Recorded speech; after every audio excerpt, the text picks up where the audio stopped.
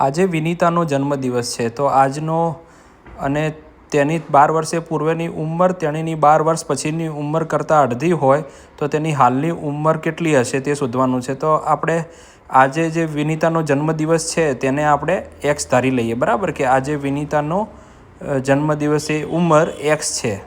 હવે શું કીધું છે કે 12 વર્ષ પૂર્વેની ઉંમર એ 12 વર્ષ પછીની ઉંમર કરતાં બમણી છે, એટલે શું થશે x + 12 બરાબર 2 કૌંસમાં x - 12, બરાબર। હવે શું કરીશું, આને સિમ્પ્લિફાઈડ કરીશું તો x + 12 બરાબર 2x - 12 × 2 એટલે 24। હવે આને x ને આ બાજુ લઈ જઈશું તો 2x - x બરાબર 12 + 24, બરાબર ને। તો 2x માંથી x જશે x અને 36 એટલે અત્યારે એની ઉંમર 36 વર્ષ થાય, બરાબર છે। તો ઓપ્શન ડી સાચો જવાબ થાય।